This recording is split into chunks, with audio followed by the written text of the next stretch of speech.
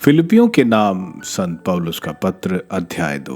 एकता बनाए रखें। यदि आप लोगों के लिए मसीह के नाम पर निवेदन तथा प्रेम पूर्ण अनुरोध कुछ महत्व रखता हो और आत्मा से सहभागिता, हार्दिक अनुराग तथा सहानुभूति का कुछ अर्थ हो, तो आप लोग एक चित्त, एक हृदय तथा एक मत होकर प्रेम के सूत्र में बंध जाएं और इस प्रकार मेरा आनंद परिपूर्ण कर दें। आप दलबंदी तथा मिथ्या विभ्यान से दूर रहें। हर व्यक्ति नम्रता पूर्वक दूसरों को अपने से श्रेष्ठ समझे। कोई केवल अपने हित का नहीं बल्कि दूसरों के हित का भी ध्यान रखे। मसीह की विनम्रता का अनुसरण करें। आप लोग अपने मनोभाव को ईसा मसीह के मनोभावों के अनुसार बना लें। वह वास्तव में ईश्वर थे और उनको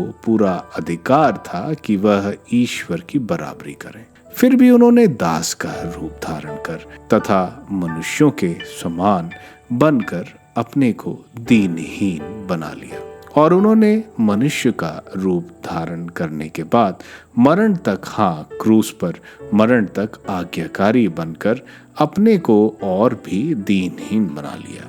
इसलिए ईश्वर ने उन्हें महान बनाया और उनको वह नाम प्रदान किया जो सब नामों में श्रेष्ठ है, जिससे ईसा का नाम सुनकर आकाश, पृथ्वी तथा अधोलोक के सब निवासी घुटने टेकें और पिता की महिमा के लिए सब लोग यह स्वीकार करें कि ईसा मसीह प्रभु है। संजीवन शिक्षा प्रदर्शित करते रहें। प्रिय भाइयों, आप लोग सदा मेरी बात मानते रहें। अब मैं आप लोगों से दूर हूं, इसलिए जिस समय मैं आपके साथ था उससे कम नहीं बल्कि और भी अधिक उत्साह से आप लोग डरते कांपते हुए अपनी मुक्ति के कार्य में लगे रहे। ईश्वर अपना प्रेमपूर्ण उद्देश्य पूरा करने के लिए आप लोगों में स्वेच्छा भी उत्पन्न करता और उसके अनुसार कार्य करने का बल भी प्रदान करता है। आप लोग भुनभुनाए और बहस किए बिना अपने सब कार्य पूरा करें, जिससे आप निष्कपट और निर्दोष बने रहें और इस कुटिल एवं पथ भ्रष्ट पीढ़ी में ईश्वर की सच्ची संतान बनकर आकाश के तारों की तरह चमकें और संजीवन शिक्षा प्रदर्शित करते रहें।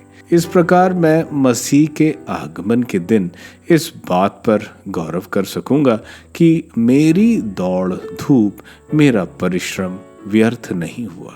यदि मुझे आपके विश्वास रूपी यज्ञ और धर्म सेवा में अपना रक्त भी बहाना पड़ेगा तो मैं आनंदित होऊंगा और आप सबके साथ आनंद मनाऊंगा।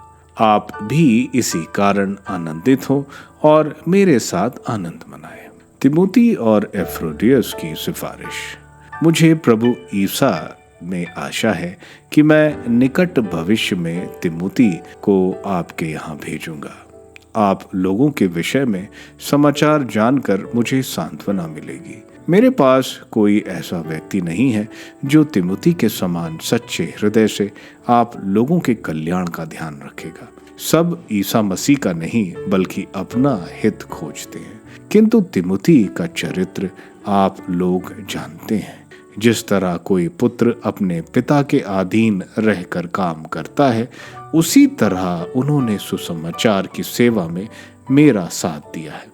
मैं आशा करता हूं कि ज्यों ही मुझे मालूम हो जाएगा कि मेरे साथ क्या होने वाला है, मैं तिमुथी को तुरंत आपके पास भेजूंगा। फिर भी मुझे प्रभु पर भरोसा है कि मैं भी शीघ्र ही आऊंगा। मैंने अपने भाई, सहयोगी और संघर्ष में अपने साथी एफ्रोदियुस को आपके पास भेजना आवश्यक समझा। आप लोगों ने उसे मेरी आवश्यकताओं को पूरा करने के लिए अपने प्रतिनिधि के रूप में मेरे पास भेजा था। वह आप सबको देखने के लिए उत्सुक था और इसलिए भी व्याकुल था कि आप लोगों को उसकी बीमारी का पता चला था। वास्तव में वह बहुत बीमार था और मरते मरते बचा, किंतु ईश्वर को उस पर तरस हुआया, और उस पर ही नहीं बल्कि मुझ पर भी, जिससे मुझे दुख या दुख ना सहना पड़े। मैं इसलिए भी उसे भेजने को उत्सुक हूँ कि आप उसके दर्शनों से आनंदित हों और मेरी चिंता भी कम हो। आप प्रभु में आनंद के साथ उसका स्वागत करें। आपको ऐसे लोगों का सम्मान करना चाहिए। उसने मसीह के कार्य के लिए मृत्यु का सामना किया और अपने जीवन को जोखिम में डाला, जिससे वह मेरे प्रति वह सेवा कार्य पूरा करे जिसे आप लोग स्वयं करने में असमर्थ थे।